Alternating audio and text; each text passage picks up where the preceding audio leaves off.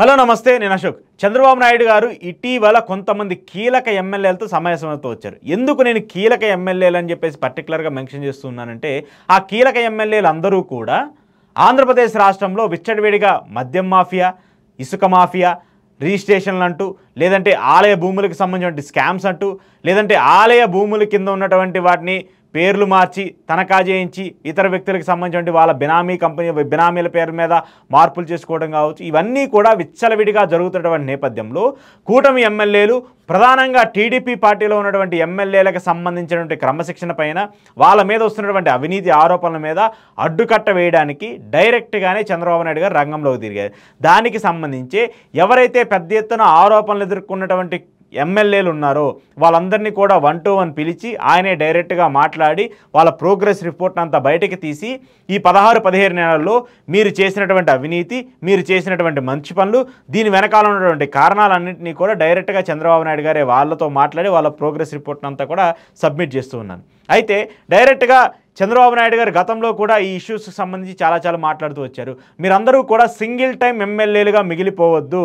ఇది ఏదైతే కూటమి ప్రభుత్వం అధికారంలోకి వచ్చినప్పుడు 164 అంటూ కూడా మనం గొప్పగా మ్యాజిక్ ఫిగర్ చెప్పుకుంటూ ఉన్నాము, అలాంటి ఫిగర్ మళ్ళీ రావాలంటే కూడా మీరందరూ కూడా గ్రౌండ్ లెవెల్లోకి వెళ్ళాలి, ప్రజల్లో పనిచేయాలి, కార్యకర్తల్లో ఉండాలి, గవర్నమెంట్ ఇచ్చినటువంటి స్కీమ్స్ అన్నింటినీ కూడా ప్రజల్లోకి తీసుకెళ్ళాలి, మన కూటమి ప్రభుత్వం అమలు చేసినటువంటి హామీలన్నింటినీ కూడా ఏమేమి ఇచ్చామో, ఏమేమి ప్రజలకి చేరువ చేశామో వాటన్నిటినీ కూడా మీరు ప్రజల్లోకి తీసుకెళ్ళాలి, ఇలాంటి వాటి మీద దృష్టి పెట్టాలి. కానీ అవినీతి పైన, ఇసుక మాఫియా పైన, శాండ్ మాఫియా పైన, సెటిల్మెంట్ల పైన, లిక్కర్ పైన, నకిలీ లిక్కర్ మీద, ఇలాంటి వ్యవహారంలో పెద్ద ఎత్తున అవినీతి ఆరోపణలు ఎదుర్కొన్నటువంటి ఎమ్మెల్యేలందరూ కూడా పార్టీకి అలాగే ప్రభుత్వానికి నష్టం చేస్తున్నారని చెప్పేసి కూడా పదే సర్వే రిపోర్ట్లు ఇస్తూ వచ్చాయి, ఏజెన్సీలు చెప్తూ వచ్చాయి, మీ ఇంటెలిజెన్స్ రిపోర్ట్లు కూడా చెప్తూ వచ్చాయి. సో వీటన్నిటినీ చూసుకుంటూ ఉన్నప్పుడు ఈ అంశానికి సంబంధించి సరిదిద్దే ప్రయత్నం చంద్రబాబు నాయుడు గారు తీసుకుంటూ ఉన్నారు. దానికి సంబంధించి ఆయనే డైరెక్ట్గా దగ్గరగా 80 మందికి పైగా టీడీపీ ఎమ్మెల్యేలను కూడా ఆయన పిలుచుకొని 1-to-1 మాట్లాడి వాళ్ళందరికీ కూడా ప్రోగ్రెస్ రిపోర్ట్ ఇచ్చి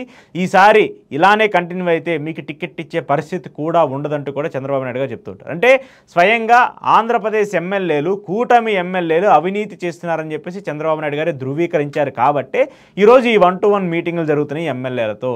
ఆంధ్రప్రదేశ్ రాష్ట్ర ప్రభుత్వంలో మీరు ఏ నియోజకవర్గానికి అయినా వెళ్ళండి, ఏ ప్రాంతానికి వెళ్ళాలండి, అక్కడ ఎమ్మెల్యేలకు సంబంధించిన పనితీరు, ఎమ్మెల్యేలకు సంబంధించినటువంటి అంటే ప్రజా సమస్యల మీద వాళ్ళ రెస్పాన్స్ ఎలా ఉంటుంది, సెటిల్మెంట్లకు సంబంధించి, మద్యానికి సంబంధించి, ఇసుకకు సంబంధించి, లేదంటే ల్యాండ్ మాఫియాకి సంబంధించి సెటిల్మెంట్లు ఎలా జరుగుతున్నాయి అనేది కూడా మనం చూసుకుంటే డైరెక్ట్గా ఎమ్మెల్యేల పనితీరుకి సంబంధించి కూటమి ప్రభుత్వం కోసం పనిచేసినటువంటి సొంత వ్యక్తులే చెప్తున్నారు. మా ఎమ్మెల్యే ఎంత సంపాదించాడంట, మా ఎమ్మెల్యే ఎంత దోచుకున్నారంట, ఇసుక క్వారీలైనా లేదంటే మరొకటైనా కూడా ఏదైనా ఏ పని కావాలన్నా చెప్పండి, మా ఎమ్మెల్యే దగ్గరికి వెళ్తాము, ఇంత కమిషను ఇంత అయితే జరుగుతుంది, మీకు ఇంత వస్తాము, మా ఇంత తీసుకుంటాం అని చెప్పేసి డైరెక్ట్గా చెప్తున్నటువంటి పరిస్థితి. మరి ఈ మేర ఈ కొద్ది కాలంలోనే ఇంత పెద్ద ఎత్తున అవినీతి ఆరోపణలు ఎదుర్కొంటూ ఉంటున్నప్పుడు పార్టీని సరిచేయాల్సిన బాధ్యత చంద్రబాబు నాయుడు గారి మీద ఖచ్చితంగా ఉంటుంది. కానీ ఈ కార్యక్రమాలకు వాళ్ళు ఎందుకు పాల్పడుతున్నారు, దీని వెనకున్నటువంటి పరిస్థితులు ఏంటి, దీని వెనకున్నటువంటి అంశాలు ఏంటి అనేది కూడా ప్రభుత్వం ఒకసారి చర్చించాలి కదా, పార్టీ ఒకసారి చర్చించాలి కదా. ఇటీవల నకిలీ మద్యం వ్యవహారానికి సంబంధించి పెద్ద ఎత్తున ఆరోపణలు ఎదుర్కొంటున్నప్పుడు దాని మీద మళ్ళీ గత ప్రభుత్వం మీద విమర్శలు చేయడానికి ప్రయత్నించినటువంటి తరుణం కావచ్చు, లేదంటే మద్యం మాఫియా గురించి సొంత ఎమ్మెల్యేలే సొంత ఎజెండాతో ఒక ప్లాంట్ని క్రియేట్ చేసి అక్కడ నకిలీ మద్యాన్ని తయారు చేస్తూ ఆంధ్రప్రదేశ్ రాష్ట్ర ప్రభుత్వం అమ్ముతున్నటువంటి కొన్ని బాటిల్ని ఫేక్ బాటిల్గా మార్చేసి కొన్ని లక్షల బాటిల్ని ఈరోజు బెల్ట్ షాపుల్లో, మద్యం షాపుల్లో అమ్మినటువంటి ఎమ్మెల్యేలకు సంబంధించిన పాత్ర మీద కూడా ఖచ్చితంగా వివరణ తీసుకోవాల్సిన బాధ్యత చంద్రబాబు నాయుడు గారికి ఉంటుంది.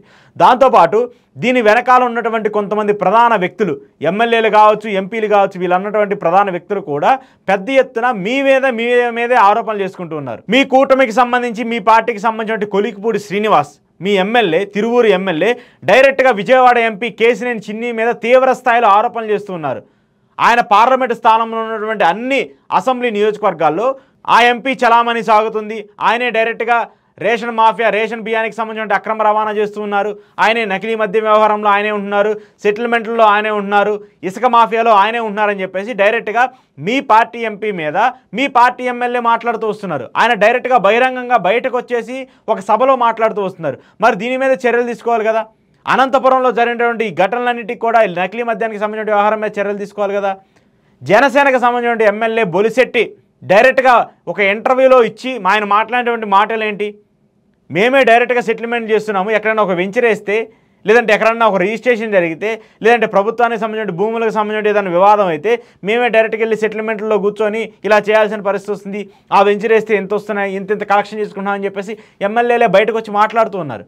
గత ప్రభుత్వంలో ఎమ్మెల్యేలు చేసినటువంటి అవినీతికి, గత ప్రభుత్వంలో ఎమ్మెల్యేలు చేసినటువంటి తీరుకి, వాళ్ళ మీద ఉన్నటువంటి తీవ్ర స్థాయి వ్యతిరేకత వల్లే కదా వాళ్ళందరినీ కూడా 11 స్థానాలు కూర్చోబెట్టి జగన్మోహన్ రెడ్డిని మనం ఇంటికి పంపించింది. అలాంటిది ఇంకా మన 164 మంది కూటమి ఎమ్మెల్యేలు ఇదే తారాస్థాయిలో ఇంతకు మించి జగన్మోహన్ రెడ్డి ప్రభుత్వంలో చేసినటువంటి అవినీతి కంటే 100 రెట్లు ఎక్కువగా జరుగుతూ ఉంటే మరి మనకు ఆ 11 స్థానాలన్నా వస్తాయా? అంతకంటే దయనీయ పరిస్థితికి కూటమి ప్రభుత్వం వెళ్ళే అవకాశం ఉంటుంది కదా. దానికి సంబంధించే చంద్రబాబు నాయుడు గారు 1-to-1 మీటింగ్ జరిగినా, పవన్ కళ్యాణ్ సైలెంట్గా ఏదో పార్టీకి సంబంధించిన వ్యవహారాలను పట్టించుకోకపోయున్నా, బీజేపీకి సంబంధించిన ఎమ్మెల్యేలు అసలు మాకు ప్రభుత్వంతో సంబంధం లేదు, ఏదో పేరుకు మాత్రమే కూటమిలో ఉన్నాము, మా పని మేము చేసుకుంటామని చెప్పేసి వాళ్ళందరూ వెళ్ళిపోతూ ఉన్నా సరే ఇవన్నీ కూడా అల్టిమేట్గా మీ ప్రభుత్వానికి నష్టం చేకూర్చే వ్యవహారాలుగానే ఉంటాయి. ఏ ఎమ్మెల్యే చేసినా, ఏ ఎమ్మెల్యే మాట్లాడినా, ఈవెన్ ఒక గ్రామ స్థాయికి చెందినటువంటి ఒక పార్టీ కార్యకర్త ఏ తప్పు చేసినా కూడా ఖచ్చితంగా దాన్ని చంద్రబాబు నాయుడు గారికో, పవన్ కళ్యాణ్ గారికో, బీజేపీ ప్రభుత్వానికో ఆపాదించే మాట్లాడతారు. ఎందుకంటే వాళ్ళందరూ కూడా మీ పార్టీకి చెందినటువంటి కార్యకర్తలు, మీ పార్టీకి చెందినటువంటి నాయకులు, మీ పార్టీకి చెందినటువంటి ఎమ్మెల్యేలు కాబట్టి. సో దయచేసి ఎమ్మెల్యేలకు సంబంధించిన అంశం మీద ఇప్పటి సీరియస్ యాక్షన్ తీసుకొని వాళ్ళని మాత్రం సరిచేయకపోతే మాత్రం రాబోయే రోజుల్లో కూటమికి 11 స్థానాలు కూడా వచ్చే పరిస్థితి ఉండదు. గతంలో జగన్మోహన్ రెడ్డికి సంబంధించి వైసీపీకి ఎలాంటి రిజల్ట్ ఇచ్చారో అంతకంటే దారుణమైన రిజల్ట్ని కూటమికి ఇస్తారు ప్రజలు.